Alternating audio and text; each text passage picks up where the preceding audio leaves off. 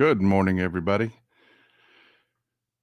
Got a good show for you today. Took a little bit of a right turn this morning. Had a little bit of breaking news. You got to forgive me. Eyes are a little puffy. I've been doing a little crying this morning.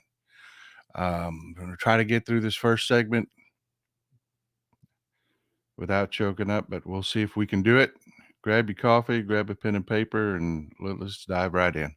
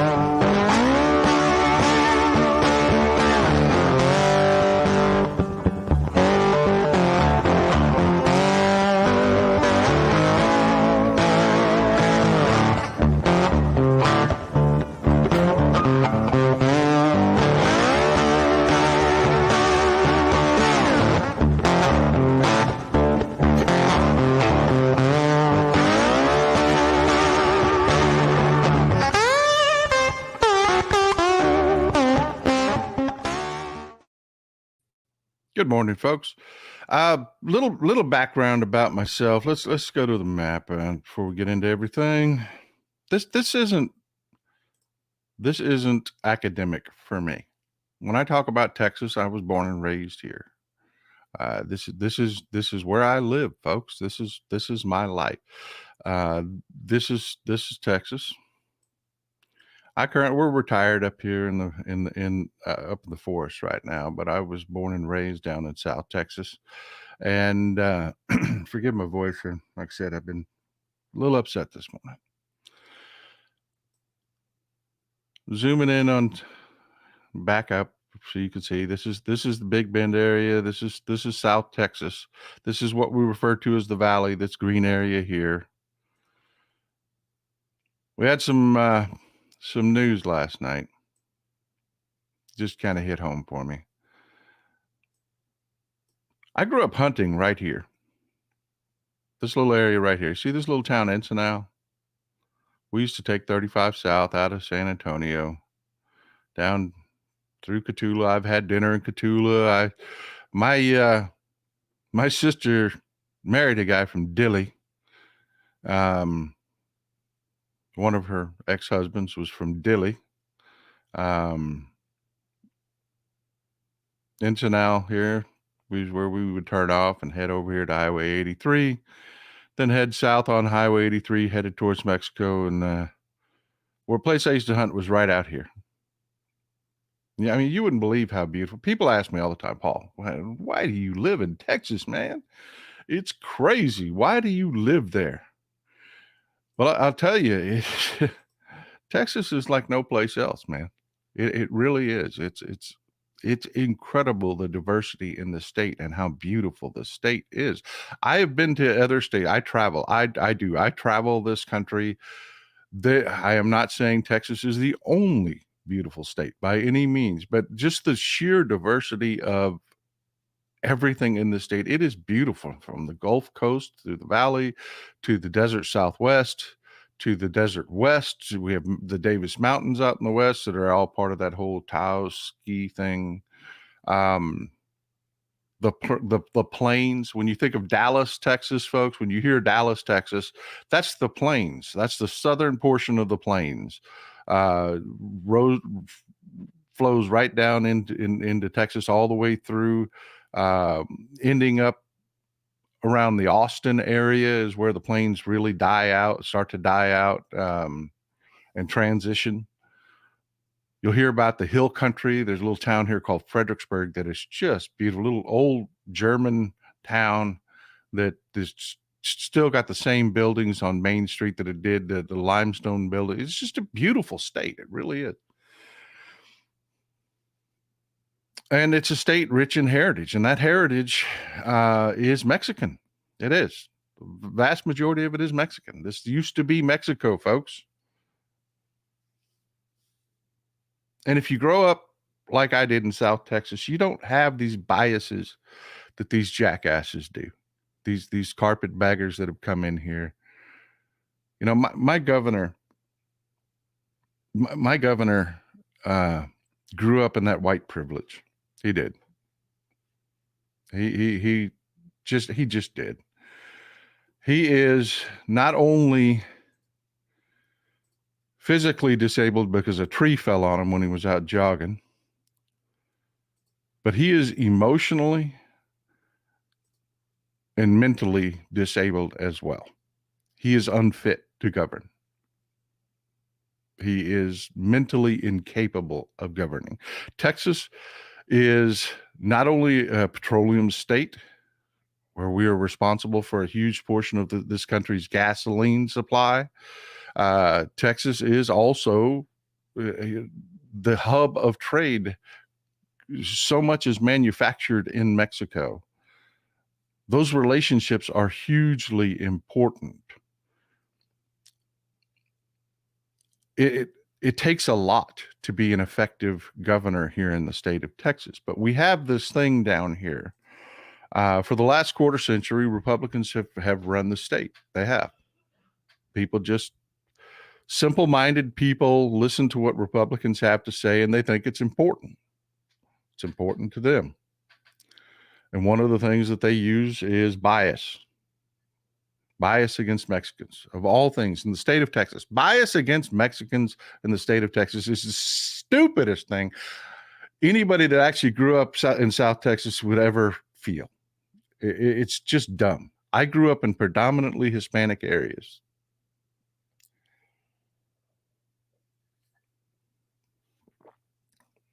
But they do. They sell that hate, man. They sell that hate. And it's one of the things that we try to overcome. But Texas is so huge that it's possible to be out of touch with other areas of the state. It is. Someone born and raised in Dallas is not of the same culture as somebody raised in South Texas. They're just not. It's just too big. And the Republican Party has done a fantastic job of stoking bias amongst white populations in these cities that are out of touch, that don't interact with the Hispanic community, don't know Mexicans, don't know what goes on down at the border. They don't understand any of it. They just don't. And they listen to the worst of people. You listen to these constitutional sheriffs that are down here near the border, and and so one of them got arrested for just shooting people. Just pulled over and started shooting people. I mean, it's insane. It's hard to explain to people. It is. You know, people say, well, what do we got to do to turn Texas blue? Which part? that answer varies. Thanks for the support, Corey. I appreciate you. That varies depending on what part of Texas you're in. It's complicated, folks. It is. But some things are not complicated. They are not. And last night we had a bit of a tragedy. We've had several tragedies, but last night we had 3 migrants drown in the Rio Grande trying to cross. They were trying to cross Shelby Park and Eagle Pass. I'm going to try to get through this without choking up. This will help. Let me just show you what I'm talking about. This is just a damn tragedy, people. Okay, this is Nuevo Laredo. Like I said, I used to hunt right here. This is Eagle Pass, just northwest of Nuevo Laredo. It's across from Piedras Negras. Piedras Negras translates to Black Rock. Piedras Negras is the Mexican town. I've been to Piedras Negras. It's a neat little town. This is Eagle Pass. This is a small town, folks. It is. It's important to Texas history and whatnot, but it's a small city. It really is. This is Shelby Park. my governor, who talks out of both sides of his mouth all the time, tells people, oh, the Biden administration is causing problems for the state of Texas and won't do its job with immigration, and it's hurting Texas. All the meanwhile, every one of his policies is taking that immigration issue and bear hugging it and making it a Texas problem.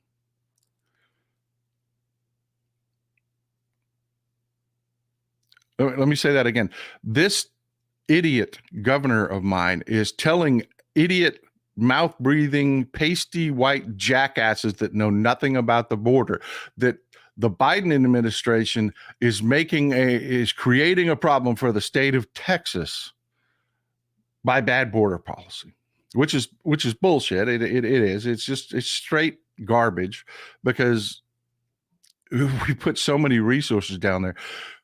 If you just take the number of engagements per Border Patrol agent, the number of people arrests, and you divide it out per Border Patrol agent, they were twice as high 20 years ago as they are now.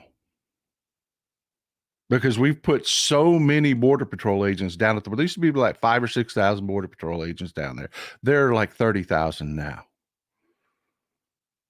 So no, we're not overwhelmed at our southern border. Our federal institutions are doing just fine in handling this situation. But my idiot governor, out of one side of his mouth, tells everybody, oh, this is a problem for the state of Texas, when he's really just throwing his hands up saying he's incompetent and can't handle being the governor of a border state. Tells everybody, oh, this is causing problems for the state of Texas, then turns around and does things like orders his police, the Department of Public Safety, which is the Texas State Troopers, and calls up the Guard, the Texas State Guard, and has them keep Customs and Border Patrol out of Shelby Park. Won't let them in. The Biden administration has filed an emergency appeal to the Supreme Court to have them interdict in this, but he's telling the federal government who would handle these situations, they can't come in to Shelby Park. Why? Because the federal government has to abide by international law. You cannot put concertina wire up along your border to shred human beings. Folks, last summer we had a 19-year-old girl come across the border in this area, got tied up with a concertina wire, 100-degree heat, 100-plus degree heat, sat there bleeding, and there was so much stress on her body, she miscarried right there, and the baby died in Rio Grande mud.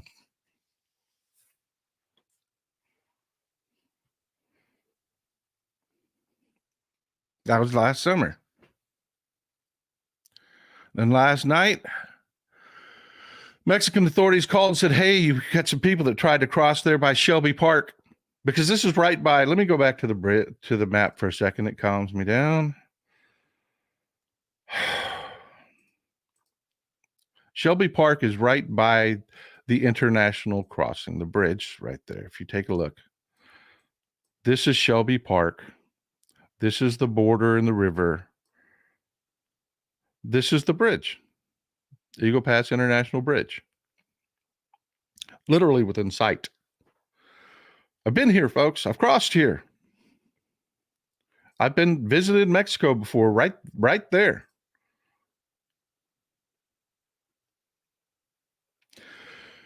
Mexican authorities called the American authorities, which would be the Customs and Border Patrol, and said, we have some people in trouble. It was 20 degrees last night here, folks.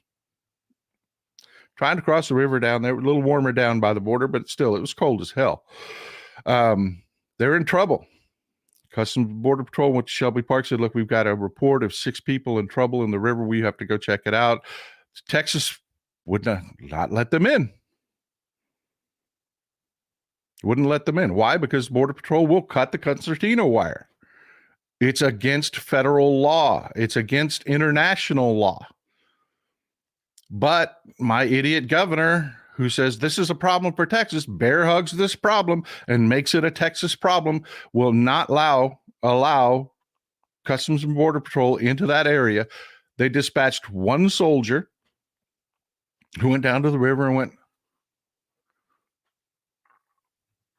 I don't see nothing. And this morning, Mexicans pulled a mother and two babies who drowned last night in the fucking cold out of the Rio Grande River.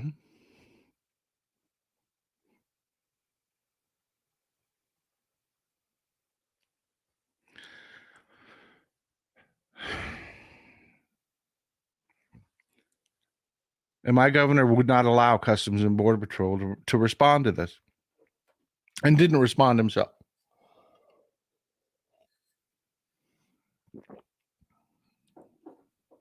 So yeah, that's what happened last night. I have a statement from Colin Allred. He's running for place Ted Cruz, who's all for this kind of thing. Colin Allred put out a statement last night. I'll read it to you. 2 children and a woman drowned last night in what was an entirely preventable tragedy. Let me stop right there for a second. It was entirely preventable. Customs and Border Patrol was on the scene. They were there to help while these people were still in distress. They were going to go down to the river. They were going to cut the damn razor wire. They were going to fish these people out of the river. That's what was going to happen last night. But the state of Texas said, no, it doesn't have to be this way. We can secure our border with Governor Abbott without Governor Abbott's extreme and cruel tactics. That is a fact. Texans know this, and this is not who we are. Texans don't know this. Texas Republican, white, fat, bloated, stupid, mouth-breathing Republican voter pieces of shit don't know this because all they listen to is Fox fucking News. And they don't know anything about the border. They don't know anything about our immigration needs. They don't know how well the federal government handles this. They were told Title 42 is what we needed so that the state of Texas could be involved and just immediately deport people, while at the same time telling them that, the federal government's not handling it, when you are intentionally getting in between these migrants and the federal government. You're intentionally making this Texas's problem because you want to spend billions of dollars of our tax dollars that we do not have, that we need to be spending on our electric grid, that we need to be spending on our schools because our schools suck. Because no, Texans do not know this. They're biased, dumb, stupid people. Talking about you Republicans out here. You are stupid. If you are a Republican, if you vote Republican, just know this. You're stupid. You're stupid because you're wildly ignorant and misinformed and want to be.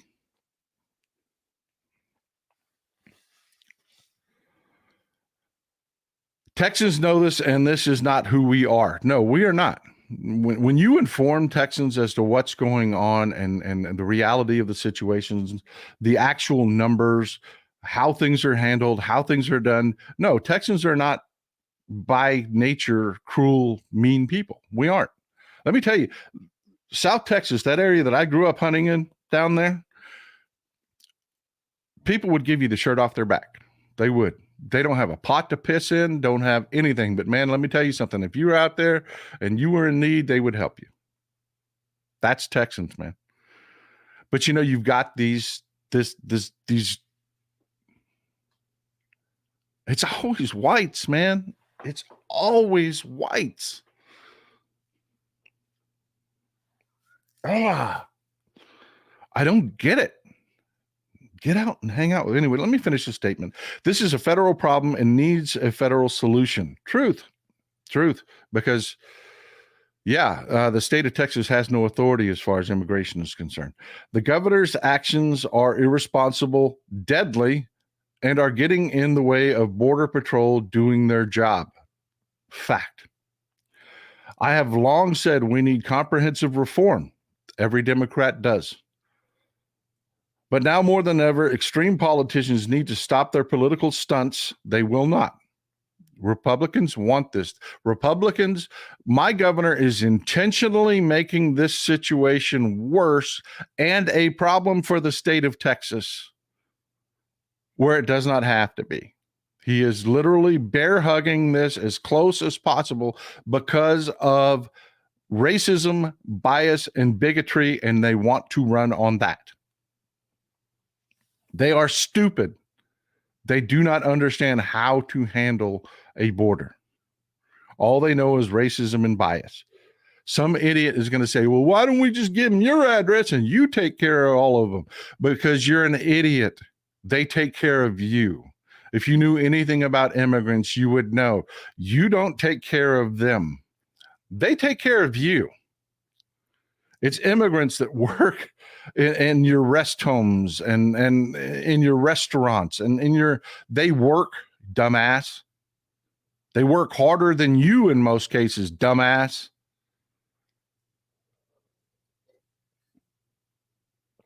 To take care of you.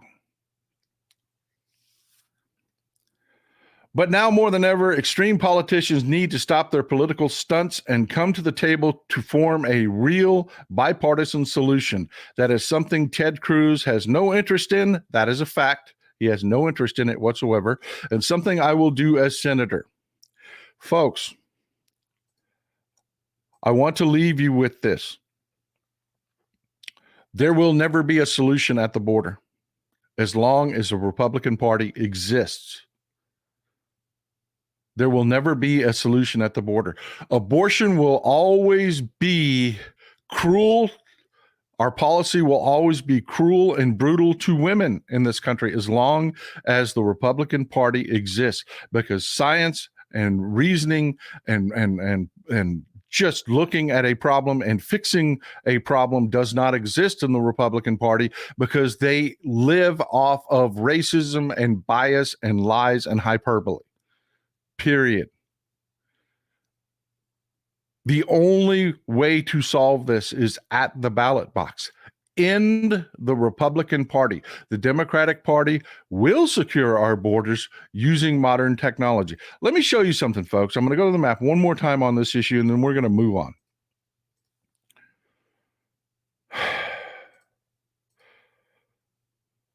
There is an argument for a wall, fencing, whatever you want to call it. And that is right here. This is Eagle Pass. You have Piedras Negras over here in Eagle Pass. There is use for a wall in this area. Hear me again. I support a wall in this area, and so do most people that live in this area. See, border towns have a crime problem, a petty crime problem. Things like bicycles and catalytic converters and things like that. You get hooligans that cross over to have a night of wild, and it'll happen. Fences and walls fix that to a great extent. They do. They help with petty crime. They do. But they are not an answer for immigration. They never have been. Folks, people crawl through concertina wire. They do. That's why you have like military installations. You may have concertina wire up on the fences and walls, but you still have guards because people can get through that. This wall is defeated easily. They have figured out, you go down and you buy a $20 jack, hydraulic car jack. You get a couple of these, you put them in between the slats on the fence, jack them up till they'll hold themselves in place. Then you put another one up there, and then you start jacking both of them, and you have 80 tons of pressure spreading these planks up in this wall, and they spread an opening big enough that a person can slip right through. That's real, folks. That really happens. So no, the wall is not an immigration issue. As far as fighting petty crime, great. It is. It works great. Do that. But as far as a comprehensive solution is concerned, satellite coverage, seismic sensors, infrared sensors, Border Patrol actually patrolling the border. Folks, the desert is still the desert. There's still nothing there. You see in movies this crap about, this massive amount of illegal immigration happening out in the desert. That's a lie. That is a lie. All of the crime and the illegal immigration happens at the border crossing. They're smuggled in trucks. It's just a numbers game. It is. It's just a numbers game. You can't stop every truck. Greg Abbott tried that shit and tried to destroy our economy, almost succeeded. They do need to be charged. They do. Every means necessary, the Biden administration needs to go after these people. They are corrupt, disgusting, foul, filthy, subhuman things. They are. My governor is emotionally and mentally disabled.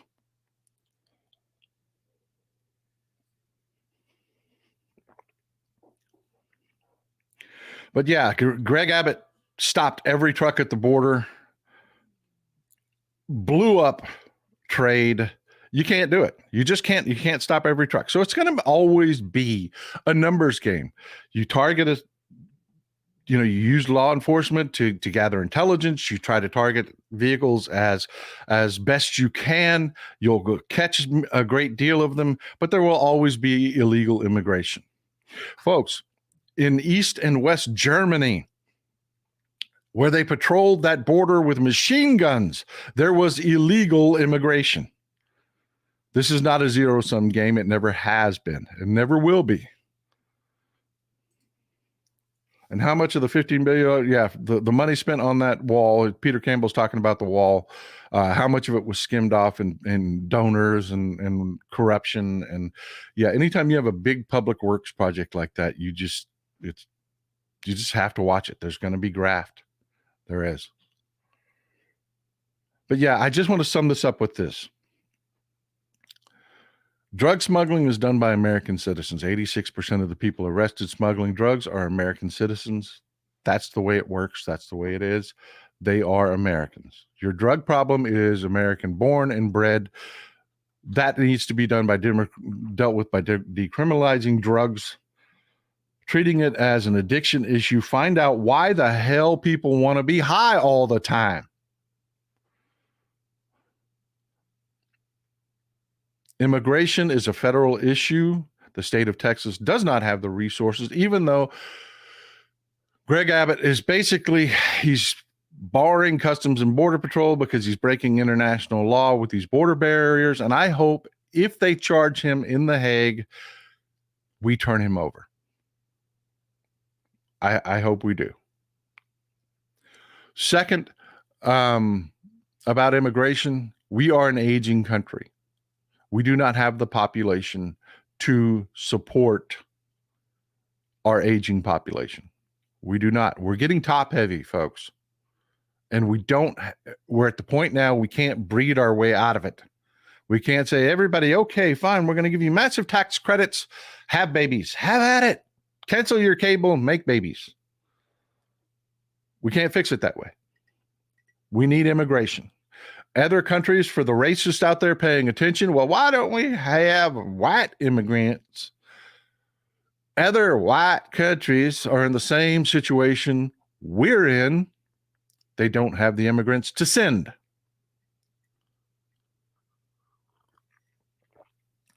Not even Russia. They're in the same boat we're in. Period. Your immigrants will be brown. They will be. Varying shades of brown. Get used to that. When I grew up, we used to have these videos about the melting pot, the great American melting pot. Because people would come in, they would bring their culture, we would adopt their culture because, man, I tell you what, we like Latinas. Woo-hoo-hoo. We like Latinas in this country, big booty girls. We love that jet black hair. We love all that. Mexican food, taco trucks. We love all that. We love all that. That's where I'm going, Joe Redmond. That's where I'm going. We love that. Yeah, Schoolhouse Rock. Remember Schoolhouse Rock growing up? Talking about the great American melting pot. These are people. These are human beings. Start treating them with respect and dignity. Thanks for the support there, Mayor. I really appreciate you. Start treating them with respect and dignity like they are the solution to your problems, because they are. And you'll get the ultra racist that will argue, and I promise you I'm going to land this plane. This whole show will not be about this. The ultra racists will argue about this. They will say, well, you know what? Them farm jobs, automation, them farm jobs going away, man. Them farm jobs going away. No. Even if you do automate farming, which will happen. That's late stage capitalism, folks. You are an unwanted aspect of capitalism. You are an expense. You are unwanted. You are the target of elimination in capitalism. But capitalism must engage in a balance. You remember old Henry Ford? So much wrong with that guy, but he had a basic freaking understanding. He had to pay people in his factories at a time when slave wages are what prevailed. When Henry Ford set up his assembly line and made history, slave wages were the prevailing wage. Subsistence. That was it. He paid more than he had to. He did.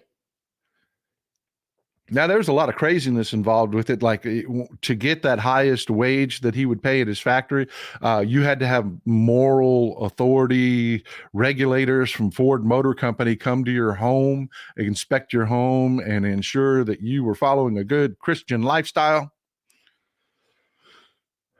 So, yeah, it was craziness, but he understood this. He understood one thing. You can cut costs, you can cut employees, you can cut salaries, you can cut everything, but you are cutting your customer base. Yeah. You can automate, but once you reach a certain point, what you're doing is you're ending your own business. And that is a fact. And they understand that. So your automation is running up against economics. We will always need.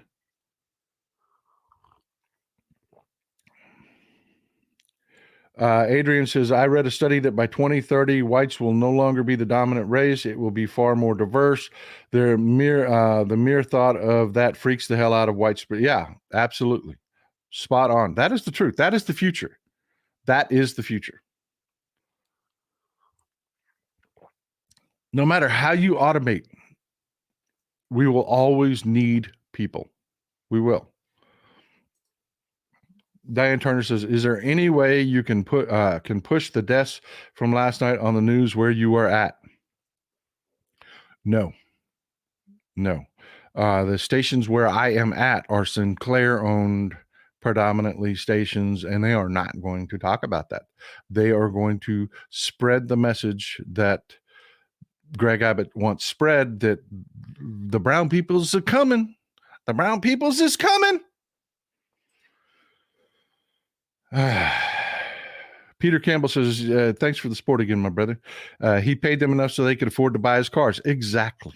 And that's what we're going to be looking at. And everybody, the white supremacists are like, oh, Valhalla, man, it's going to be great. They're not even going to need to pick my strawberries. It's going to be great. No, you're just sick. You're just sick. That's all. That is not the future. We will always need people. Your Social Security, your Medicare, everything is built off a pyramid. There have to be more people on the bottom paying in, or the people at the top don't get taken care of. You're talking about the collapse of our society if your little racist Valhalla becomes true, which it will not. Benaloco, as long as we remain silent, we are doomed. Absolutely right. And that is where I'm going to leave you with on this subject. We're going to move on from the immigration thing and talk about Aileen Cannon. Folks, I love you folks. I know being in chat is fun. Talking to each other is fun. It's a great community. It is. But it comes with responsibilities. The first responsibility is if you haven't hit the subscribe button, you have to hit it. Not for me, because this boosts us in the algorithm. This gets you notifications when this happens. This gets this message out, not the message that Sinclair Broadcasting puts out for Greg Abbott, which is bullshit. Greg Abbott is spending billions of my tax dollars, which we do not have to waste here in the state of Texas, on this border issue, making it a Texas problem. As much of a Texas problem as he can. That is what he's doing. Your job is to get that message out on your social media. Follow me on our social media. Bring people to this show. Other creators that create content with this kind of factual information. That's your job. That's your job, is to get this message out. Lucky Star, thank you for the support. I appreciate you. I do. I appreciate you.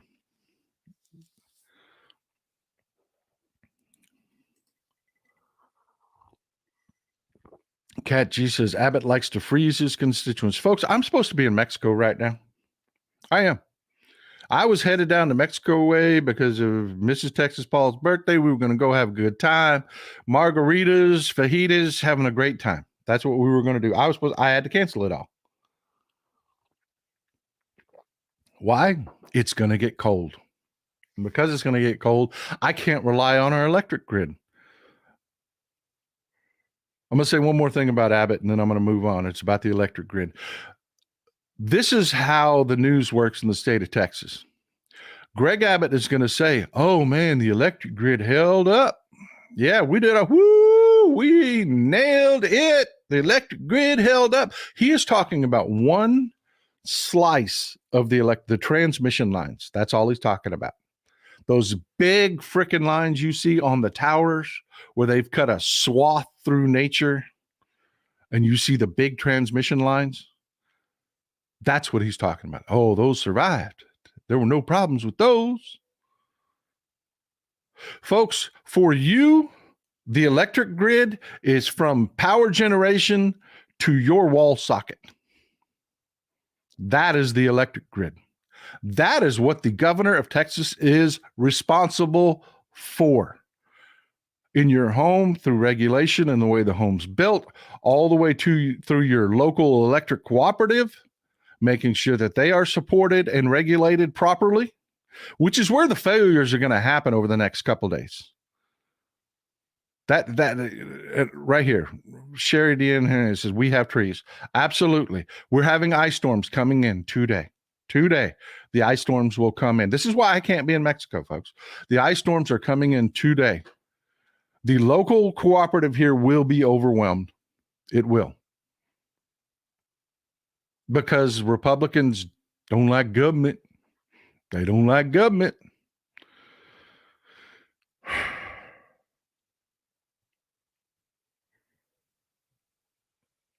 You know, that's the electric grid, folks.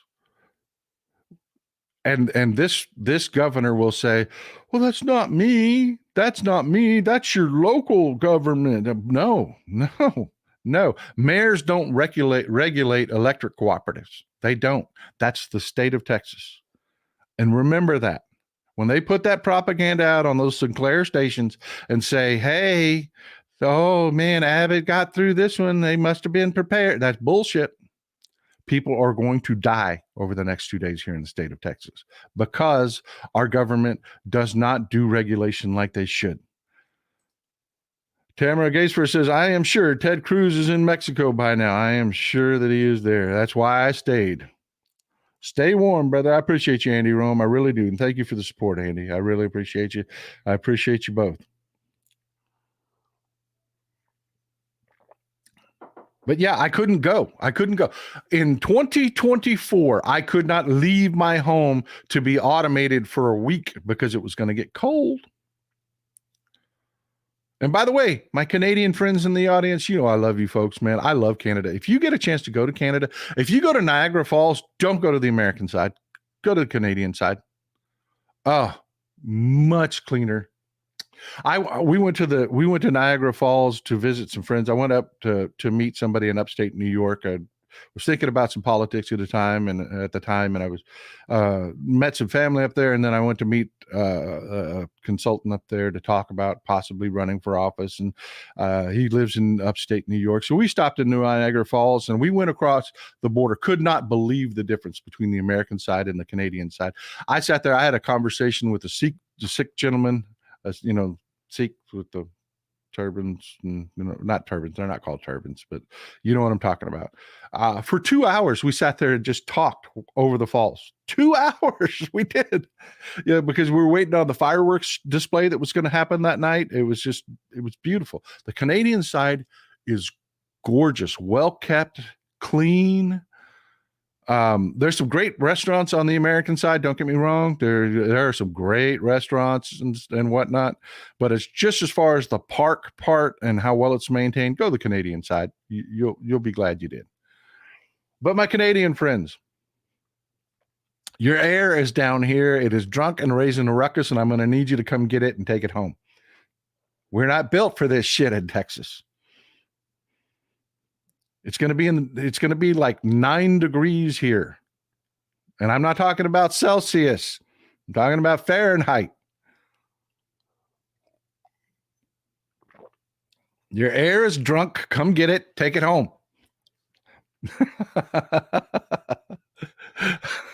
I appreciate you, Steve McCall. That was funny. We like to share. Yeah. Appreciate you, buddy. Not. Oh, Lord. Yeah. But let's go to what was supposed to be the main story today. Way out, I just want to show you this. Why I used to hunt in South Texas. You're not going to believe how beautiful the state of Texas is. This is what the deer look like down where I used to hunt. Just beautiful. Yeah, they eat cactus. This is where the plains end, going into the Mexican desert. They've got grass, they've got shrubs, trees. Every deer you take has got a belly full of, so that's a mesquite tree in the background. It's actually a tree. We call them a tree down here. I know, and around here, that's not a tree, but in South Texas, that's a tree. They make seeds that are actually sweet. As kids, we would take and bust the pods open from the mesquite seeds, and you just suck on them, put them in your mouth. But yeah, they're huge, beautiful deer.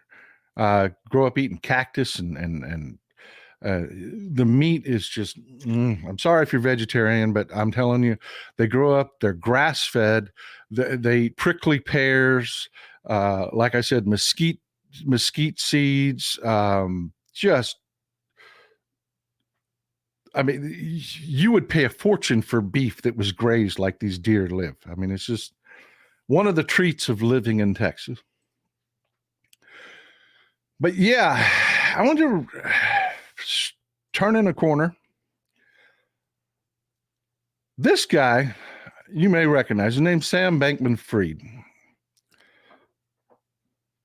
You may remember this guy. He's the Bitcoin jack off. I'm not going to get into that too much. I've never been a big Bitcoin guy. Never will be. I like my money backed by a government, preferably the United States government. But yeah, this guy. This guy is in deep kimchi. He is in trouble like you wouldn't believe, because he started this Bitcoin exchange. Didn't establish any kind of corporate structure to manage this money, to adhere to laws, to adhere to anything. Just spent money willy-nilly, and he is in deep trouble. He is in deep trouble. People lost their fortunes screwing around with this exchange. He is going to put forward a defense in his trial. It's called an advice of counsel defense, an AOC defense. What it is when you screw up like him, there is no claim of innocence you can make. There just isn't. So what these guys always do, and it's really common in white collar crime.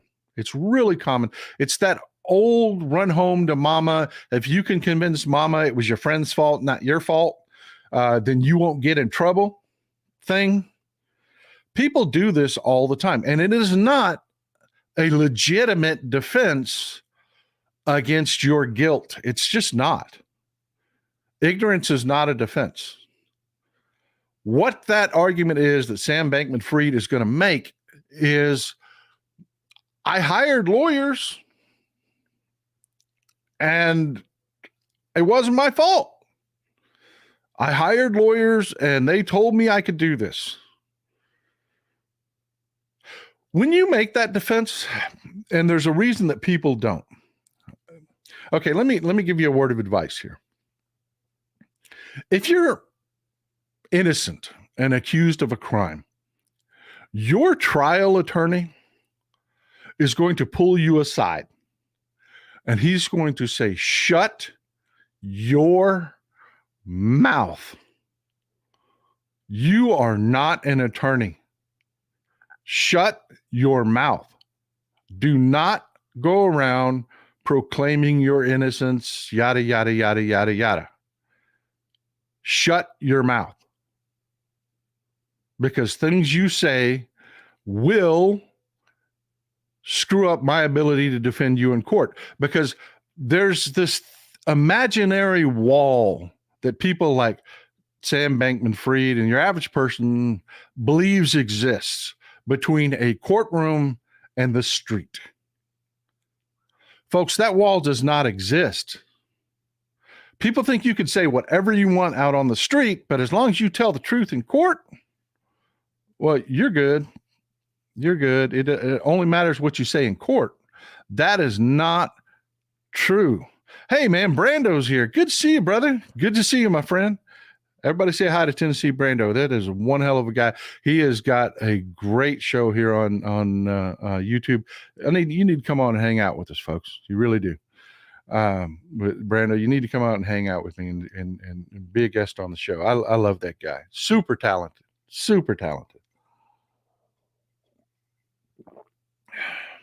But folks, what I was talking about with this advice of counsel defense.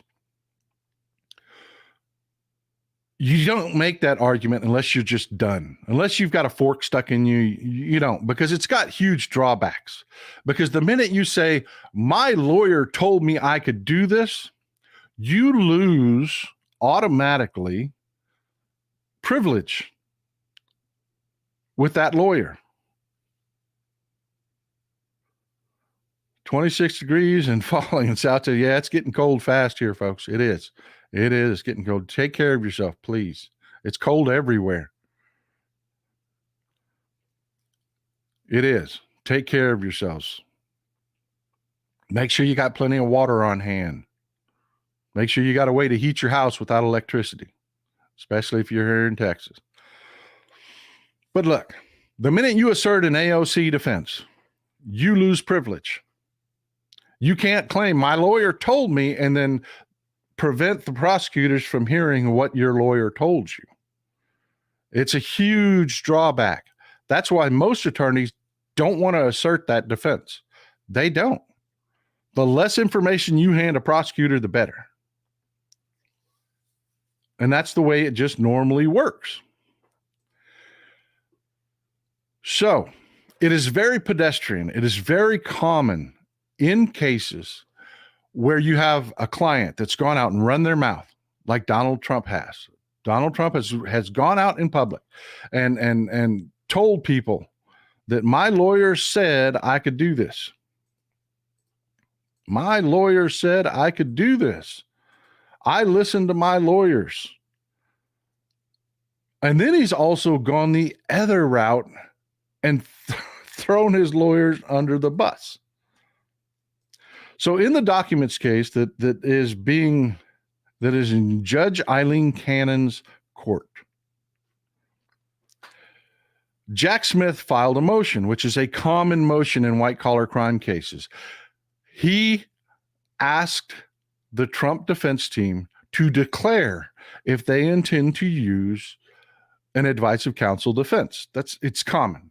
It's commonplace.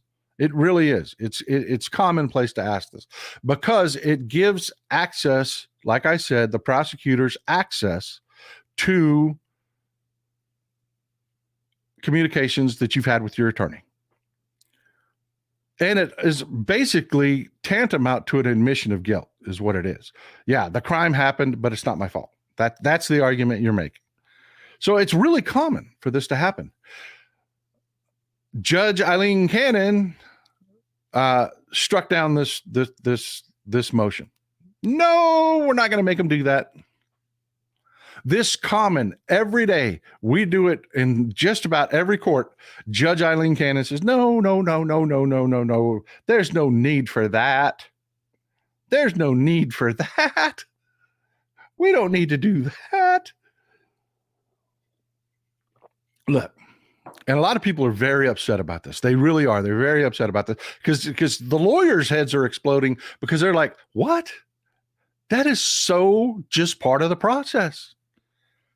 Every prosecutor, and Judge Aileen Cannon knows that she was a former prosecutor. She's a former prosecutor. She knows this. Every prosecutor files this. It's part of the process. Are you going to use an AOC defense? She's intentionally interfering with the investigation at this point. She has shred any bit of reputation she ever had in the legal community. She already has no reputation in the public, but in the legal community, she shredded every bit. You have to understand, as a lawyer, you're looking at this going, what? What? Are you kidding me? I mean, that's like walking into a room and turning the light switch on. This is a common pedestrian emotion. This is why I don't want Mark Smith, I love you people, on it all the time. This is why I am telling people, don't fall for the hype. Don't get upset. Don't think the world is ending. This is not, I've told you from the beginning with this person, don't freak out. ET says, you're at the bottom of the polar vortex and it's going to be brutal. Stay warm. Everyone hit the like button. Thank you, ET. I appreciate you, man. Yes, it's absolutely appealable. Everything she does is absolutely appealable. It is. And that's where I was going next, Kathy. Yes, she does. She does need to be removed. Kathy, she is, remember they were talking about judges, activist judges. She actually tells everybody that will listen that she is an activist judge. She says this is her thing. And this is why I say this is not necessarily as nefarious as you think, because this is who she is. She told everybody when she became a judge, I was a prosecutor. I know the tricks prosecutors use. I'm going to, in every case, screw with prosecutors. And that's what she does. She, in every case, doesn't call balls and strikes. She intentionally screws with prosecutors. That's her MO. That's what she's going to be as a judge. And we don't need that on the bench. We don't. Not to her extent. It's good to have, advocates on the bench to keep the government honest. I was talking to a special agent that was talking about a specific judge. I won't get into all that, in Austin that was that way. But at the end of the conversation, he was fair. That's what she said. He was fair. But good Lord, you knew you had to have your I's dotted, your T's crossed. If you went before this judge, he was going to make you work for it. which is the way it ought to be. But that's not what Judge Aileen Cannon is doing here.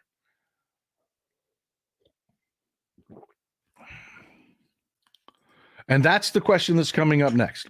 And has been coming because people have talked about this from the beginning. She's going to advocate for Trump. She's going to be a problem. Can she be replaced? Yes. Yes, she can. Yes, she can. If she does something that is irreparably damaging or something like that, she can be replaced.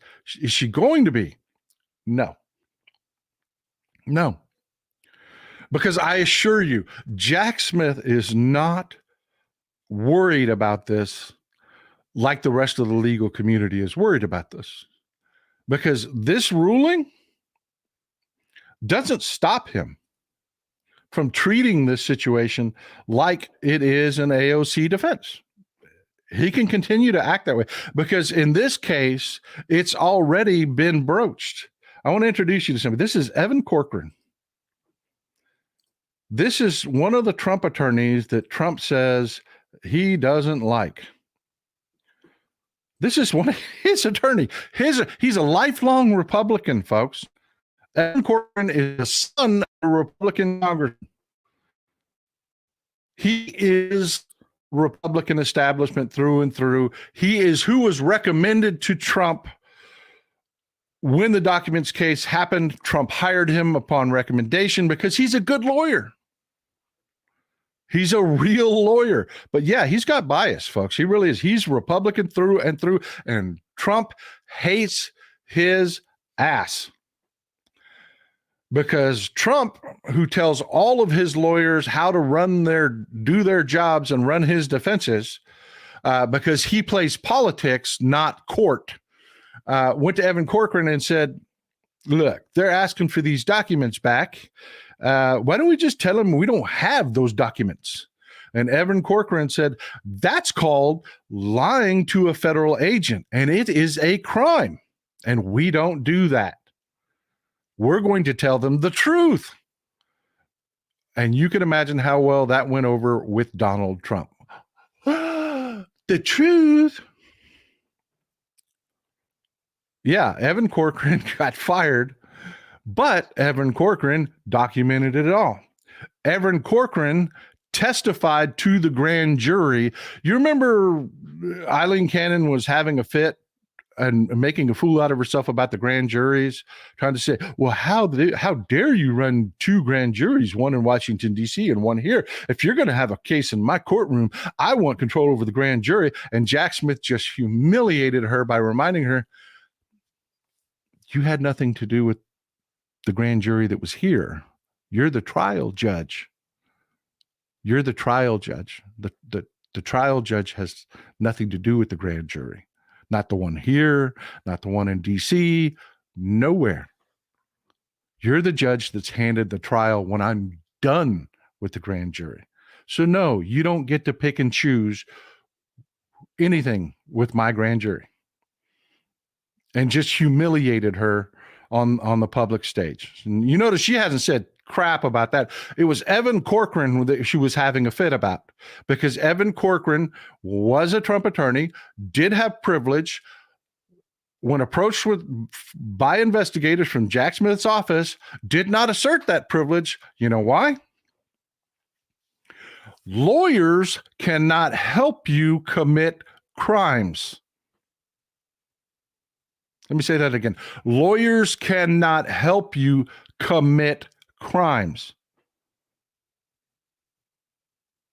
And Evan Corcoran, even though he's a Republican, even though I consider him a combatant on the other side and don't like the guy, at least has his morals and ethics intact in that respect. So yeah, he's been testifying for Jack Smith. He is one of Trump's lawyers.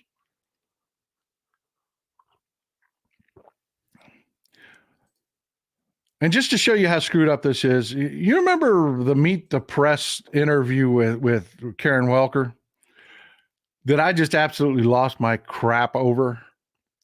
Because Karen Welker was 2 days before this interview, she goes out with the Trump campaign. She's eating $500 steaks and bottles of Cabernet Sauvignon on the Trump campaign at fancy hoity-toity restaurants that you and I couldn't get into. Before she's supposed to be doing a hardball interview on Meet the Press. Remember, Meet the Press, that's supposed to be where, shit gets real. She's sitting there just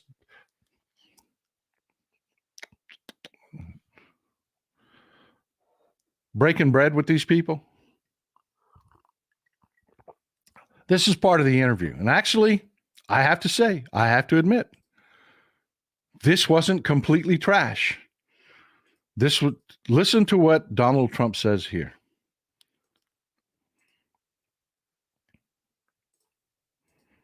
The most senior lawyers in your own administration and on your campaign told you that after you'd lost more than 60 legal challenges, that it was over. Why did you ignore them and decide to listen to a new outside group? Because I didn't respect them. You'd hired lawyers, them. Sure, but that doesn't mean, you hire them. You never met these people. You get a recommendation. They turn out to be rhinos or they turn out to be not so good. In many cases, I didn't respect them, but I did respect. Translation, I hired lawyers that wanted to be lawyers, that wanted to run the case like lawyers and didn't want to run the case like a political op, like I wanted them to. That's Donald Trump's problem through all of this. This is why he's losing badly it's why he lost in New York. It's why he's going to get his business shredded in New York. It's why he's going to lose in Florida. It's why he's going to lose in DC. It's why, because the guy believes that there is some magic wall between the shit he says here and a courtroom. There is not, folks. There is not. Again, public service announcement. Your lawyer, if you're ever represented, I don't care how innocent you are, your lawyer is going to tell you to shut the hell up and not do this. And this is why. Others. I respected many others that said the election was rigged. You called some of your outside lawyers. You said they had crazy theories. Why were you listening to them? Were you listening to them because they were telling you what you wanted to hear? You know who I listened to myself? I saw what happened. I watched that election and I thought the election was over at 10 o'clock in the evening. You were listening to your instincts. My instincts are a big part of it. That's been the thing that's gotten me to where I am, my instincts. But I also listen to people. There are many lawyers. I could give you many books. There are books that are written on how the election was rigged. There are numerous books that were written on how the election was rigged. Just to be clear, were you listening to your lawyer's advice or were you listening to your own instincts? I was listening to different people. Right now, when she asked that question, all of Donald Trump's lawyers went,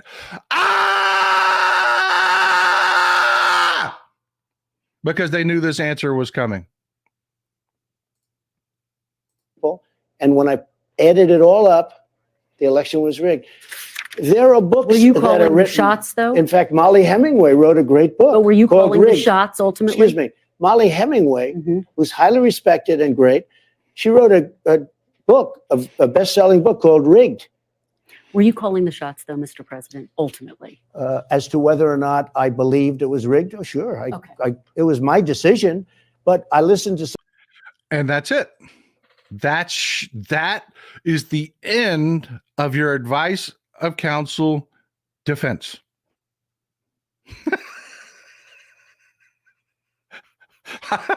I'm not kidding.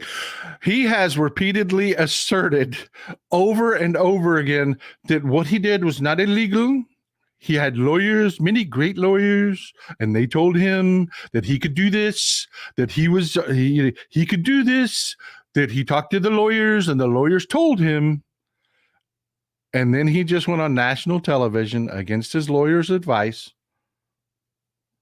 and told the entire world he's the decider. He's the decider. Yeah, and Peter Campbell, great point. At 10 p.m., most or none of the mail-in ballots had begun. Yeah, that's the idiocy of all of this. Is everybody remembers that going into the election, they said they were going to declare victory with the same day voting. When the same day voting figures started to come in, and they were going to lean towards Trump because COVID, we were telling everybody vote by mail. Democrats were voting by mail. None of the majority of our votes had not been counted yet. So he declared victory.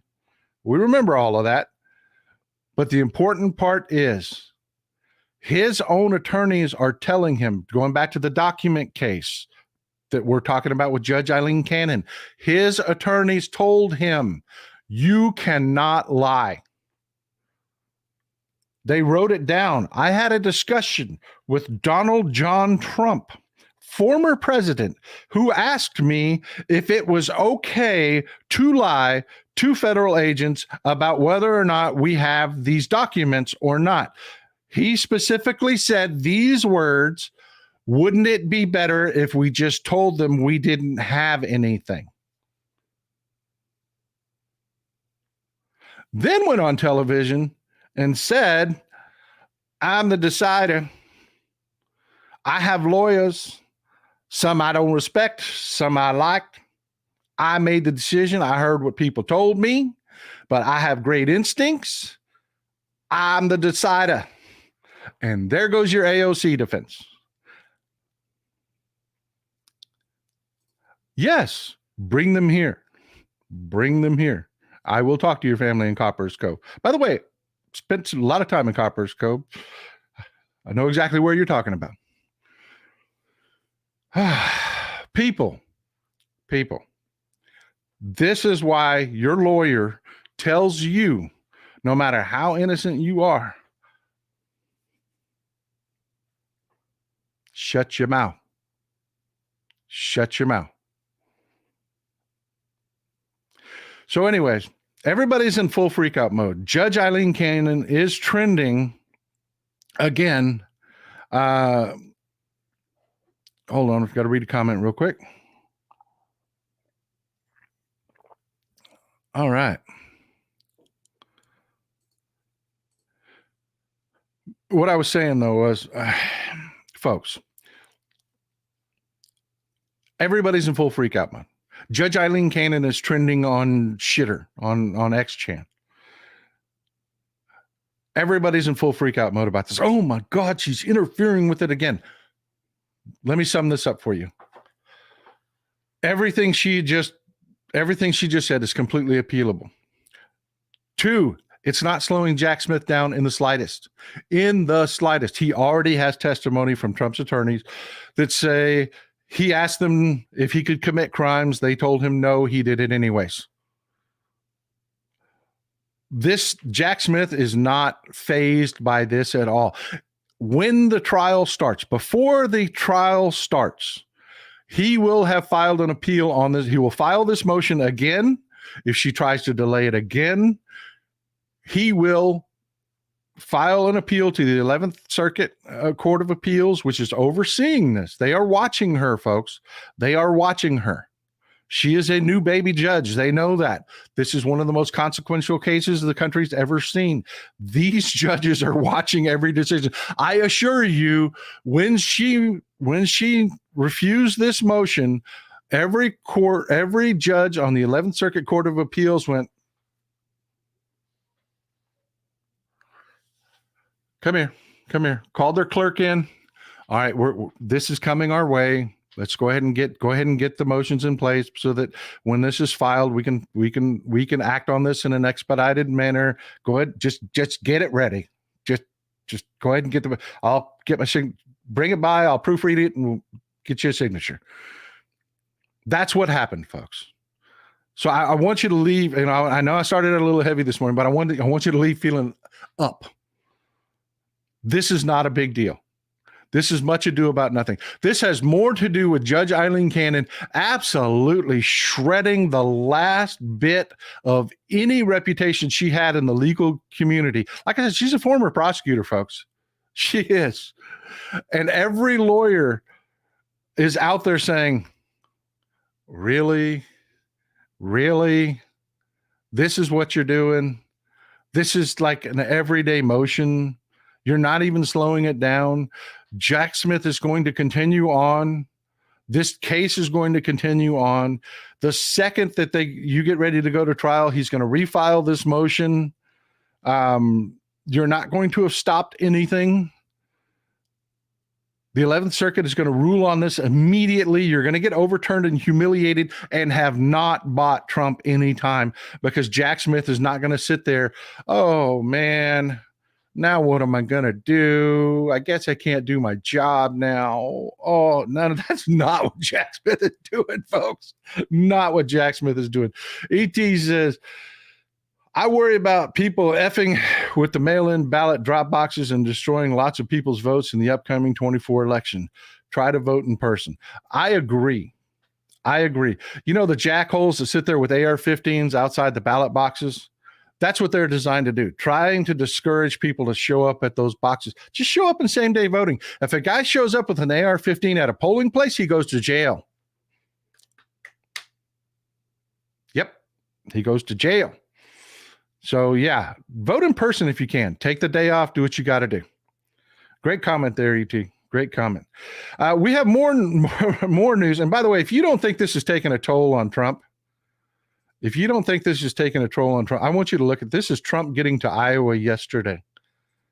If you think these trials are not killing this man,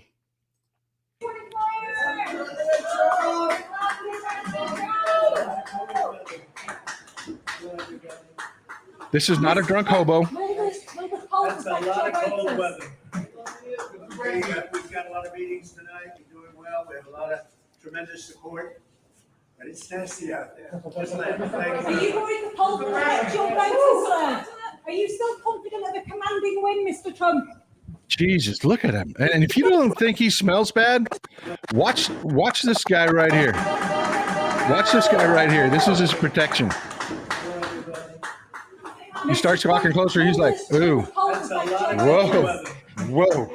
We've got a lot of meetings tonight. We're doing well. We have a lot of tremendous support.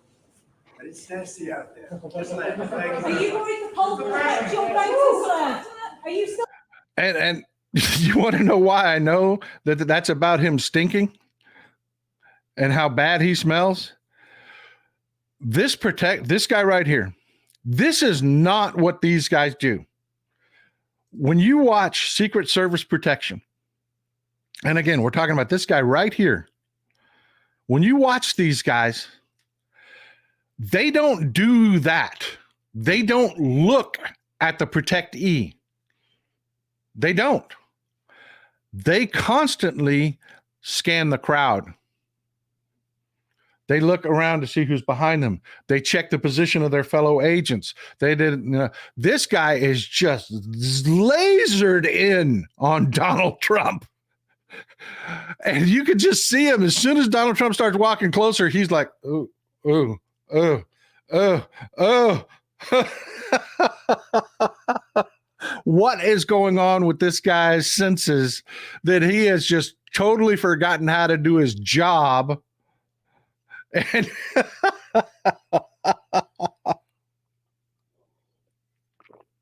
but yeah, Trump looks like a damn drunk hobo. If you don't think these trials are taking a toll, and the New York trial especially, because he's already been found guilty, folks, Judge Engoron's going to issue his ruling here. I assure you, the only thing that's taking any time with Judge Engoron is that he is crossing his T's, he's dotting his I's, he is doing everything possible to make sure this is not going to be overturned on appeal. And he is going to dissolve TrumpCo. Trump will no longer be a New York entity anymore, which is his own personal identity. As a real estate developer, he considers himself a New York real estate developer. You know, because of New York is an international city, he's going to lose his license to do business in the state of New York. They're going to seize his companies, they're going to dissolve his companies, and they're going to pay restitution to banks that lost money loaning him money. And Trump knows it. That's why he looks like a drunk hobo. But Trump is not the only one having a bad time, folks. Trump is not the only one having a bad time. I've talked to you before about it's dead of winter in Ukraine, and these soldiers are in trenches, wet and cold and miserable and getting frostbite and, but they're not the only ones. The Russians are screwed. I told you this, and I want you to mark this. Texas Paul said this months before anybody else in the media told me this. They could be telling you this today, but they aren't. I want you to mark this because this has happened over and over and over again. I told you, we're going to strike Yemen. All social media, oh no, we don't want another war. We don't need another forever war. And Palestine, yada, yada, yada. I said, no, it's going to happen. It's going to happen. Believe me, they want this really freaking bad. The UK wanted strikes in Yemen really bad. They are going to strike Yemen. I told you that. Yes, they need medical and clothing supplies. Absolutely. Support Ukraine. You don't have to wait for our government to do it. There are agencies, there are organizations. You can support Ukraine. They need our help. They're not okay, folks. They are not okay. They've done an amazing job on social media presenting that they're okay. They are not okay. They are not. This is brutal hell. But they are not the worst of it. Because they're in a war zone. There's something about knowing that you're in a war, that you understand that your city doesn't have power right now because your enemy is destroying your power station. There is something about that just there. When you are caught with your pants down, that is something totally different. And right now, Russia is collapsing. I've told you this before. They're facing hyperinflation. Hal did a great segment on the eggs, talking about the eggs in Russia, how we had the bird flu, then they got the bird flu, and the differences in the way we handle it. They're having a meat and eggs crisis in Moscow. Hal did a great job explaining that, why it happens. That's not the end of it, folks. Their infrastructure is collapsing. I've told you they're having hyperinflation. Every month they're gaining a point in inflation. That's what that's when you're gaining a point a month, your inflation graph doesn't look like this anymore. It looks like this. And they're gaining a point of inflation every month. That with no market for their goods at all. Russia's a gas station. Because of the sanctions, they are capped at how much they can sell their oil for. And right now, the oil market is below that cap. They're starving. Their economy is collapsing. So much so, their power grid shut down.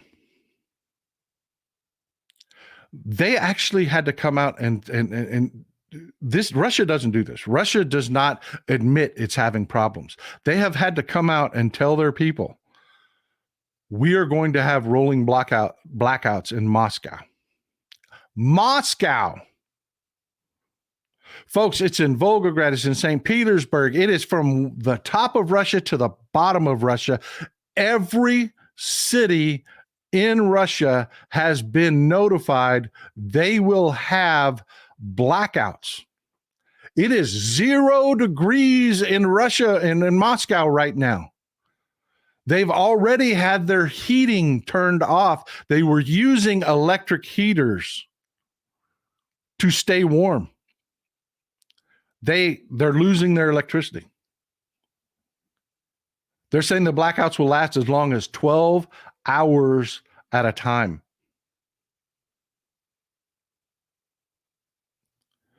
That is a country in full-on collapse. And believe me, the people have had enough of it.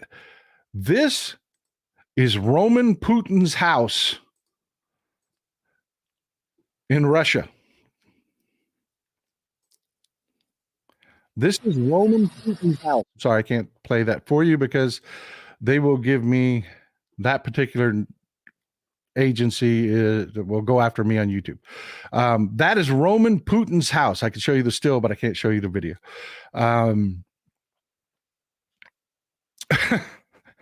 The people have been going after his real estate. Putin takes care of his family. He does.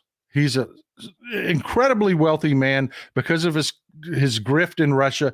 He takes care of his family. He's particularly close to Roman Putin. Okay. Roman Putin's father is Vladimir Putin's cousin. They're very close. They're like siblings. Roman Putin is like a nephew to Vladimir Putin. Vladimir Putin is into the martial arts. He's into judo big time. He's into, that's his thing. He does that with Roman Putin. He made Roman Putin the head of the Russian Taekwondo Federation. He does that thing where he gives him like all kinds of jobs that pay little salaries. So the guy has tons of no-show jobs and gets paid salaries all over the place to do nothing, basically. This is his boy. This is like his son. And the people of Russia are burning his property because they have had enough. They cannot get to Putin. They know that. They can't get to Putin's house. They can get to Roman Putin's house. That, folks, is a big effing deal. That is a big effing deal, folks. When you start looking for those things that add up and make a difference. Philip Bittner talks about the fall of Crimea and the historic significance of that. The Russian identity of being a world power is tied to Crimea. That is the basis for their Black Sea Fleet. That is the basis for their we are a world naval power. Thank you, Marilyn. I appreciate that. We are a world naval power. We are, that is all geared around Crimea. And what Philip Bittner says is absolutely true. To lose Crimea is the end of that identity. Before that is happening, right now, the people of Russia are standing out in the streets burning their furniture to stay warm. They can't burn their furniture in their house, so they're making bonfires outside their apartment buildings, and all the people are coming out of the apartment buildings. They don't have water because the pipes are frozen. They don't have sewage because everybody that could fix the freaking water treatment plants and all the way up the grid, the sewage grid, left or died in Ukraine.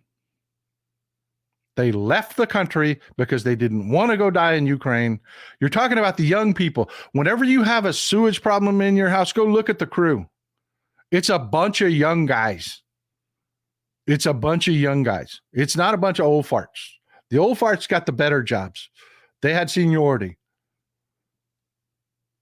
The young guys that go out and fix your sewage, they're gone. Russia doesn't have them. Russia is in full-on collapse. They don't have basics. Heat, electricity, sewage, water. And it's not isolated. It's not isolated. It is from St. Petersburg in the north to Volgograd in the south. It is nationwide. You're going to see the corporate media over the next few weeks start talking about this narrative because this is early winter. Winter in Moscow is into April, folks.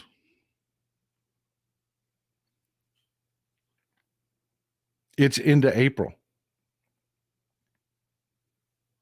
So yeah, that is why Putin is trying to interfere with the Silk Road. That's why Putin is trying to get the Houthis, which is the next bit of we're going to wrap up with. We hit the Houthis again. We did. Not a major attack, not anything big, not anything important. Joe Biden came out and said, look, as far as I'm concerned, we're done. Don't do anything stupid. The Houthis had a radar station survive our attacks. We hit the power supply to the radar station, but didn't take out the radar station. So they brought in a portable generator, hooked it up to the radar station, and turned it on. I'm sorry. I'm going to hell. I shouldn't laugh about this. But after what we just did to them, the Houthis thought it would be a good idea to go get one of the few radar installations that survived and turn it on.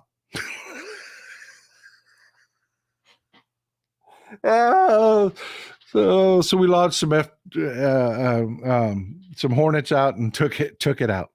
That was yesterday's hit. You're seeing all over the news. Oh, they're hitting Yemen again. It was one installation.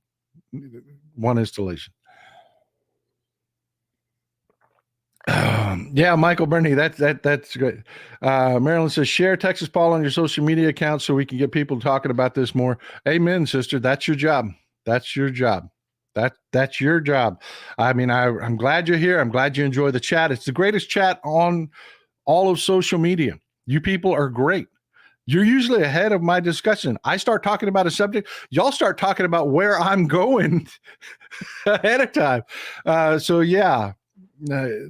Please, by all means, bring more people here, expand our community. It's a good time. I'm sorry I started out the show so negative. These are people.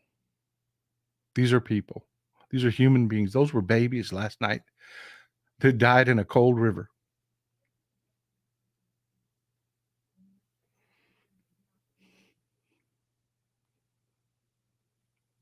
That is no way for a baby to die.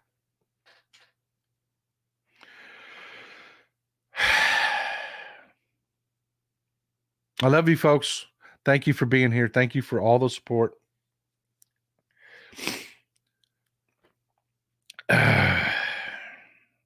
Thank you for all the support. Please be active. Please be active. Please make phone calls. Right now, the Biden administration is taking this to court to prevent the state of Texas. They're doing it legally. They're not going off half-cocked. This is the way Joe Biden operates. He doesn't go out there and swagger. He doesn't talk. He doesn't try to talk smack like Greg Abbott does. He just does things.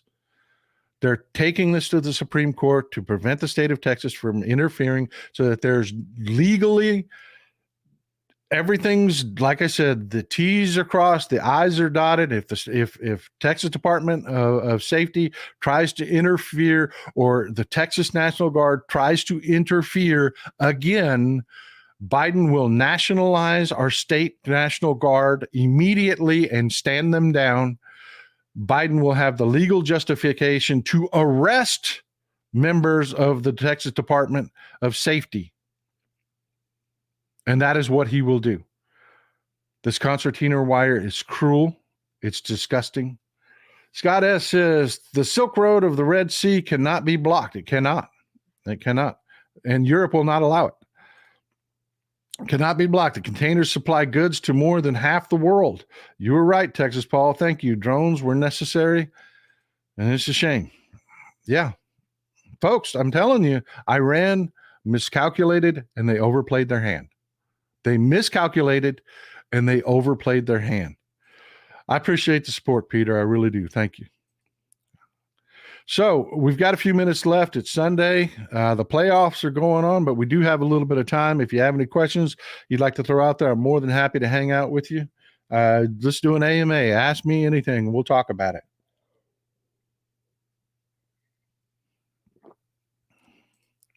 Yes, Denise, it is beyond cruel. And I have to tell you, this is where I need your help.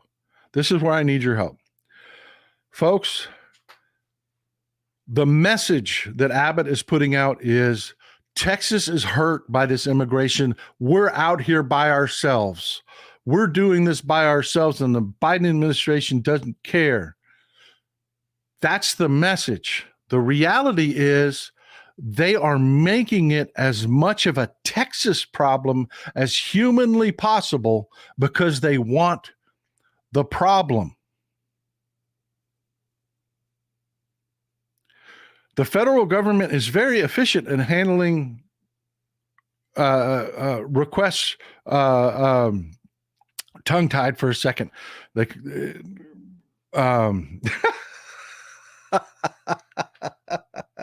Sorry about that, folks. That happens every once in a while with me. Brain lock. But when they come across, and not amnesty is not the word I'm looking for, but when these people come in, they're not illegals. People call them illegals. They're not illegals. The folks that are allowed here to stay here are going through a legal process. They vet them, folks. The federal government vets them. Not everybody gets to file to remain here. People are sent home. Asylum. There you go. Asylum. Thank you. I don't know why I was having a brain lock, but I was.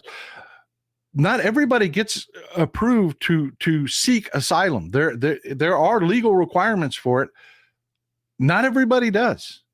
And the United States government is actually very good at vetting this out. The state of Texas is interfering with that. They're making it a problem. He's doing this show bull crap about lying to people, sticking them on the buses, and trying to ship them to Democratic-run cities, because that's all it's about. All Republicans really care about is raising a middle finger to Democrats. That's what they care about. They get to hate on some brown people, and they get to raise a middle finger to Democrats. That is a win-win-win for Abbott. But what he's really doing is interfering with a process that wouldn't be a Texas problem.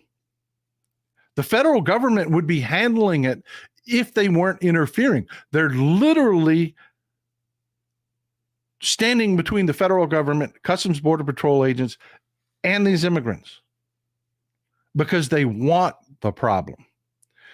They know how much hate and misery and stupidity is in their voting base. They want that. He wants that badly. Tell people.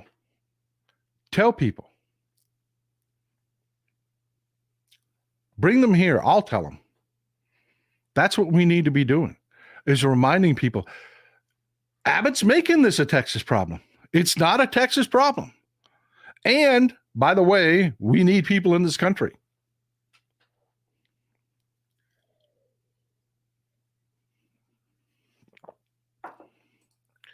This right here, we need more immigration judges so we can get through the backlog. House of Representatives are saying no to that. Exactly. We Democrats have the bills. We have the bills ready to go. If you vote Republicans out of existence, we have the bills ready to go. We will beef up the immigration courts. We will make the process more expedient. By the way, not everybody gets it. Not everybody gets to stay at the end of their hearing. They don't. We will beef up the consulates in the countries they come from. Right now, Mexico is grabbing a lot of these people. And they're saying, you know what? You speak Spanish already, and we need some workers. Let's go ahead and get some people here. Let's get some people here. Mexico's already doing this. They're beefing up their southern border, not to prevent immigration, to process immigration. They're ahead of us on this. They are. Why give them first shot at who comes? Why do that? I mean, granted, Mexico, I love Mexico. Mexico's an ally, but, if we're going to compete for workers, why give them first shot? Why let them get ahead of us on this? Democrats want to beef up our consulates in Honduras, in Central America, in Mexico, so that we can get the best people as fast as possible, because we have to have the people.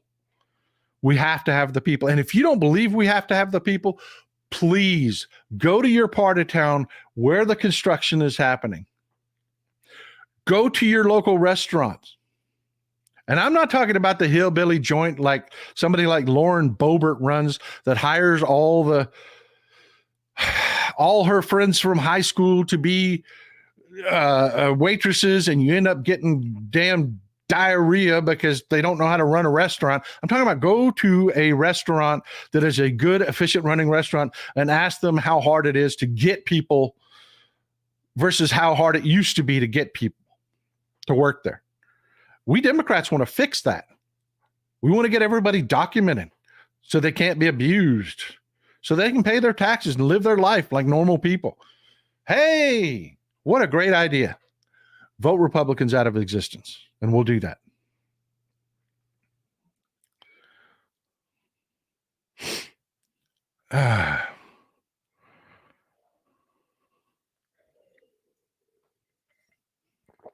Oh, folks, don't worry about trolls. We'll get to them eventually. Thank you for calling them out, but don't let them stress you.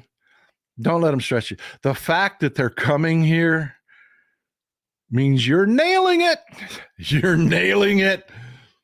That means we're on their radar. If you got a show with no trolls at all, you're not pissing the right people off. All right, let's find another comment. Boom. One way to help, Sure Realist says, one way to help Ukraine is to help defeat and or remove the pro-Trumplican traitors who have hijacked the Republican Party. These crooks work for rubles and other bribes, both foreign and domestic. Amen. You know, it just came out. This is going to be where we're going to have some shows on this going forward into the future. We're going to be talking about the Republicans' support of Russians because we're headed towards another debt crisis, folks. I was talking about this on my XGen account the other day. Preacher Johnson's in trouble. Preacher Johnson's in trouble. The Free Dumb Caucus has already threatened him. Don't make a debt deal. Don't make a deal with those Democrats. Don't keep our government open. Damn sure better not fund Ukraine. If you do, we're going to get rid of you. We're going to get rid of you. His days are numbered. He has a choice. He can either be the worst of what the Republican Party wants and watch them get destroyed at the polls, or he can make a deal and get stabbed in the back by his own party. Trina, I will tell something positive. Denmark got a king today. The queen stepped down and her son became king.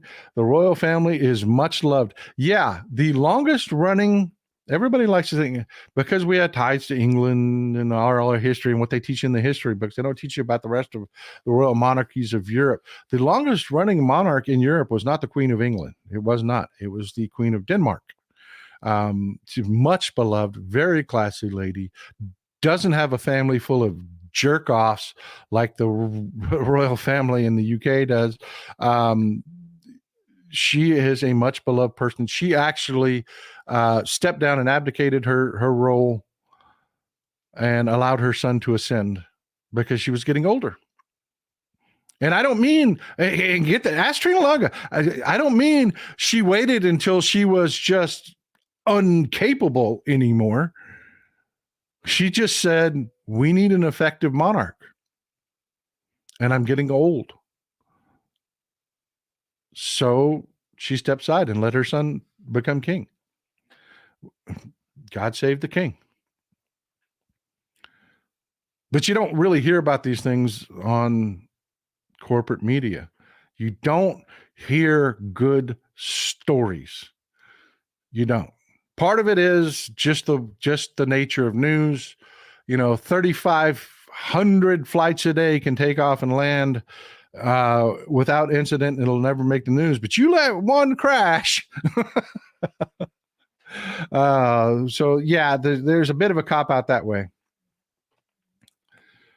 Evie's answer, she probably wants to spend time with younger generation and charity products. I will bet that she doesn't go into retirement. I will bet that she continues to serve the monarchy. I will bet that she continues to use her long-time relationships to serve Denmark well. Midas Touch rules. Absolutely. I love Midas Touch. I do. I am a contributor for Midas Touch. I haven't done a piece for them in about a week and a half. I'm way behind. That's on me, not them. That's on me, folks. That not them. I need to do some more takes for Midas Touch, and that is one of the things that we are definitely going to do.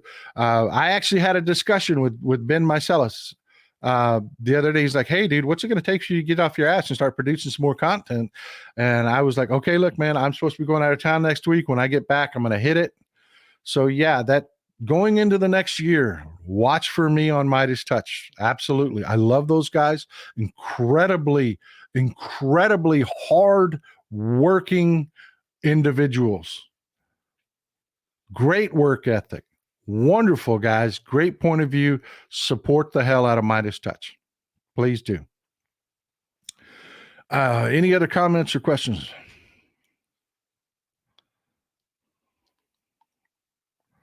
Whew.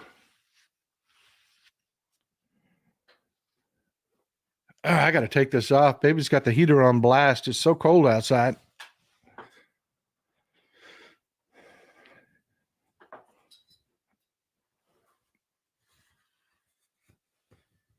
Oh, Mrs. Popok's pregnant, huh? All right. Good to hear it. Good to hear it. They deserve that happiness. They really do. I like Michael Popok. He's a good guy. Free at last. Is it 6 degrees here? Where's here? Tell us where here is. And I love Arizona. Let me tell you that you don't talk about a beautiful state. You want to talk about a beautiful state. Go to Arizona.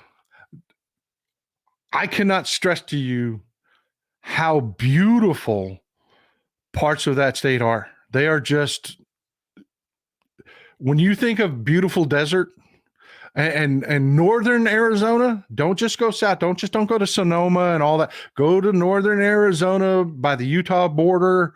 It is breathtaking. It's the stuff you see in paintings. Beautiful state. I absolutely adore it.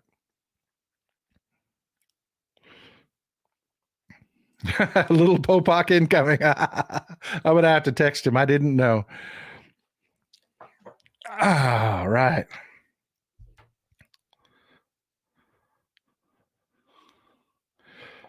Bo of the Fifth. I like Bo, by the way. I do. We've never done anything together. We never worked together, never anything. I should invite him on the show. I should mention he should come on the show. Bo of the Fifth Column said that Russia had to buy eggs from Turkey. Eggs had avian flu, the worst time. Yeah, that is Hal Sparks talked about this eloquently the other day. Why this is a problem, why their system made it a worse problem. They're absolutely having to buy eggs from Turkey and the rest of they are collapsing. Russia is collapsing before our eyes. They just are. You know, when we had an avian flu problem, we got a news and said, we have avian flu. We do. The layers are going to die. We had enough room and intelligence in our system that we didn't just breed enough birds to just kind of make up for who died, because some of those birds are going to die. We overbred the hell out of layers so that we flooded the eggs market in a rebound. You know, Hal was talking about deflation, you know, versus, you know, contraction, and it's a good segment, really. He speaks eloquently to this. We're very different in this country in the way we can and do things. The Russians are screwed, folks. Right now, you can, in the United States of America, I put a thing on the social media. We just bought chicken wings for like $1.39 or $1.79 a pound. Wings haven't been that cheap in forever. The reason they're that cheap is we bred so many birds to fix our avian flu problem to get over that and come out of it that we got a glut of chicken meat right now. Chicken's cheap, folks. Chicken is cheap. They didn't need all those layers. So yeah, you're not getting now. I'm going to tell you, a lot of the chicken that's out there is cheap because it doesn't come from, they have specific varieties of chickens for butchering, for carcass meat. They do. In fact, it's hilarious to read. Well, not hilarious. It's kind of sad to read about. We genetically engineered these chickens so that they're so fat that we can't let them live a normal life. You have to harvest them. You have to. They will literally break their own legs. They're so fat and so big that they will break their own legs. Thank you for the sanity, folks. CH, I appreciate the support. I really do. I really do. But yeah, there are different breeds. Like, I've been thinking about getting some chickens for the house here just in case. They're good for your yard. They are. They're a little bit of a pain in the ass. I was looking at barred rock chickens because I wanted pretty chickens. I wanted chickens that were both healthy and pretty, that are kind of half-assed good at laying eggs and half-assed good at carcasses. You have to cull a herd. You do, honey. You do. You just have to kill some of your pets when you raise chickens. You have to kill some of your pets. I'm sorry. It's just the way it works. There are different breeds. There are specific layers. If you just want eggs, there are eggs that are better than barred rocks at laying eggs. They are just egg. They'll lay you 2 eggs a day, man. I mean, they are amazing at just spitting out. You have to supplement their diet massively with calcium because they produce so many eggs. They'll literally leach the calcium out of their own body. They're so genetically designed to lay eggs. I mean, we really are. That's the way we do things in our country. Russia, don't want to lose the script here. Russia is not that way. They are not. They don't handle these situations well. They don't. They don't. And they're falling apart. Economically, they're falling apart. It's all the chickens are coming home to roost because there are no chickens to come home and roost. They're all dead.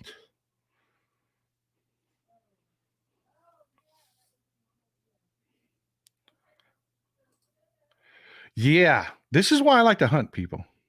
Not because I kill everything I see, because you get to sit out there and just look at things and not kill them at all. You can take pictures. You can do hunting is neat. It's an excuse to go sit in the wild. You tell somebody, I'm going to go sit in the woods, and you look like a freak, but you tell somebody, I'm going hunting. You can do that. Turkeys in the wild are cool. We bred them to be stupid as rocks. The turkey is distinctively an American bird. The turkey was almost our national bird. It was almost our national bird. Before they chose the bald eagle. The bald eagle is, if you talk to people like that live in Alaska, talk to people there are people from Alaska in the comments. They are kind of a pest. Bald eagles are a bit of a pest when they live in the wild, and there's a lot of them. You're talking about a big bird with a lot of talons that is not scared of people. They are not scared of people. It was one of the coolest things that I ever saw when we went to Alaska. Was we went by a fishery, a cannery, and the guy was sitting there filleting outside. He was working outside. It was a beautiful day.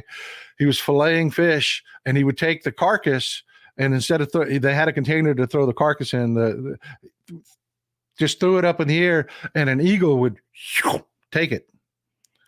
And if they hit the ground, it was like 10 eagles would like, I mean, it's something else. But wild turkeys are amazing, beautiful things to watch. They really are. Nothing like what you see, what we've genetically bred to be on your Thanksgiving table. Not the same bird at all. We bred them to be dumb as freaking rocks. Intentionally, we made them dumb as freaking rocks on purpose because we wanted a bird that we could just keep in a pen, and the bird didn't care. You got to kind of be dumb to put up with that life. And we bred them that way. Yes, wild turkeys. Yeah. Wild turkeys don't mess with them. Don't. People do that with bald eagles. Blows my freaking mind. Bald eagles are not afraid of human beings generally. Don't approach them. Wild turkeys. People think, turkeys, we eat them. You walk up, no, man. They've got spurs on their legs with nails like that long that are razor freaking sharp. They will open up an artery. Stay away from wild turkeys unless you have a 12 gauge and have means to process it and cook it.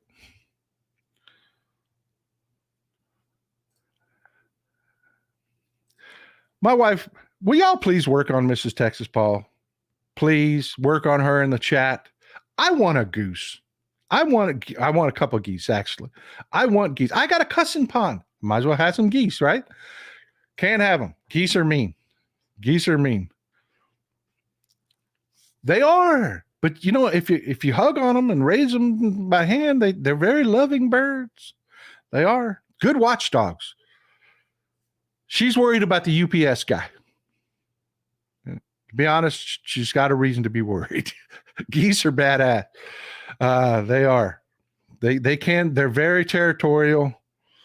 And yes, they can be mean. My mother had a goose named Darren that she had scars that she would show me where this geese would bite her. My aunts never bit my aunts, but bit my mom.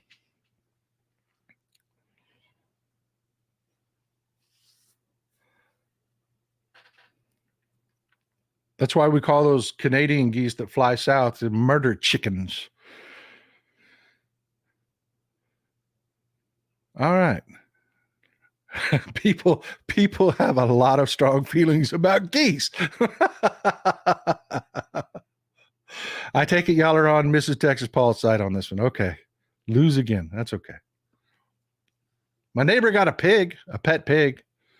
Every time I'll take some pictures for you, put it on social media. Every time we leave the house, their pet pig, we used to have their dogs would lay in the road and we had to like slow down and stop and let the dogs get up and stretch and move. And then they'd get out of the way and then you drive. Now they got a pig that lays out in the road.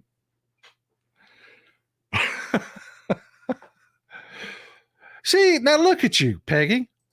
Geese are mean. Pigs are cool. Pigs are smart. If a pig is pissed at you, they can ruin your day. They are smart. They are smart. So yeah, they can be cool, but when they're not cool, they're way worse. Yeah, cobra chickens. There you go. Christine, cobra chickens. Yeah. They're way worse than the cobra chickens. A pig with a bad attitude is a problem because they tend to top out way over 200 pounds.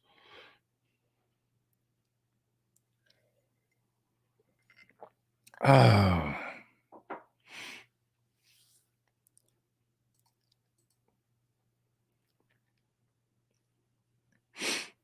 Somebody's like, get a cat. I'm like, I could tell you don't follow me on social media if you don't know I have cats.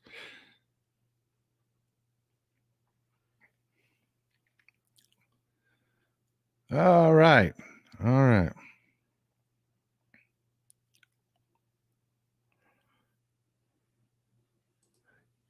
Yep. Roosters are mean, territorial, horny little bastards.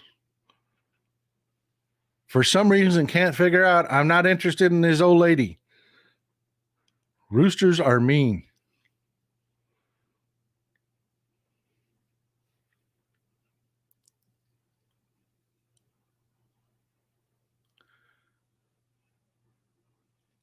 Y'all are talking about cats. Dolly Parton's sitting right there. She watches the show every day. Every day.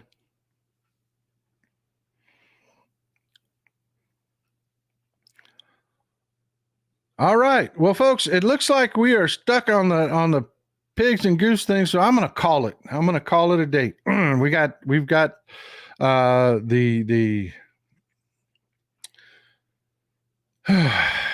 great games coming up, folks. Texans, shout out to the Texans. They made it to the second round of the playoffs. Good job, guys. Very proud of you. What a turnaround. Texans beat the Browns. Hey, Cleveland. My Cleveland people. Amazing job. Amazing turnaround. You had tons of injuries that you were overcoming. You made it to the first round of the playoffs. What a turnaround. Great job. Stop blaming Joe Flacco, because if he didn't have those 2 pick sixes, we were still 17 points ahead anyways. Great game, folks. I want you to have a beautiful day. It is Sunday. It's cold outside. Snuggle up, make you a big pot of chili and some cornbread. That's what we're going to do. Have a beautiful, beautiful, blessed day. Stay warm. Stay safe. Don't go out. There's old Texas Paul out. Here's some beautiful Texas cities at night.